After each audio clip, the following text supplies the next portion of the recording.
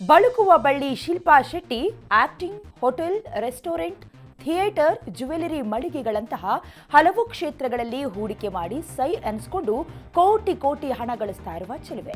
ಸದ್ಯ ಶಿಲ್ಪಾ ಶೆಟ್ಟಿ ಹಾಗೆ ರಾಜ್ ಕುಂದ್ರಾ ಅವರು 60 ಕೋಟಿ ರೂಪಾಯಿ ವಂಚನೆ ಆರೋಪವನ್ನು ಎದುರಿಸಿದ್ದಾರೆ.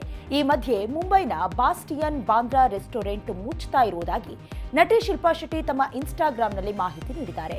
ನಮಗೆ ಲೆಕ್ಕವಿಲ್ಲದಷ್ಟು ನೆನಪುಗಳು, ಮರೆಯಲಾಗದ ರಾತ್ರಿಗಳು ಹಾಗೆ ನಗರದ ರಾತ್ರಿ ಜೀವನವನ್ನ ರೂಪಿಸಿದ ಕ್ಷಣಗಳನ್ನ ನೀಡಿದ ಈ ಸ್ಥಳವು ಈಗ ಅಂತಿಮ ನಮನವನ್ನ ಸಲ್ಲಿಸುತ್ತಿದೆ ಅಂತ Shilpa Shetty ಬರ್ಕೊಂಡಿದ್ದಾರೆ.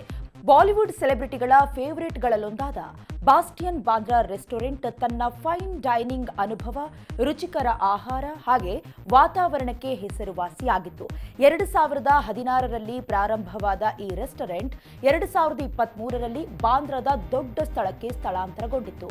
Lotus capital financial ಸರ್ವಿಸಸ್ನ ನಿರ್ದೇಶಕರಾದ ದೀಪಕ್ ಕೊಠಾರಿ ಅವರು ಶಿಲ್ಪಾ ಶೆಟ್ಟಿ ಹಾಗೆ ರಾಜ್ ಕುಂದ್ರಾ ಅವರು 2015 ಹಾಗೆ 2023ರ ನಡುವೆ ಸುಮಾರು 60 ಕೋಟಿ ರೂಪಾಯಿ ವಂಚಿಸಿದ್ದಾರೆ ಅಂತ ಆರೋಪಿಸಿದ್ರು. ಈ ಆರೋಪಗಳು ತಮ್ಮ ರೆಸ್ಟೋರೆಂಟ್ನ ಮುಚ್ಚುವಿಕೆಯ ನಿರ್ಧಾರದ ಮೇಲೆ ಪರಿಣಾಮ ಬೀರಿರಬಹುದು ಅಂತ ಕೂಡ ಹೇಳಲಾಗ್ತಿದೆ.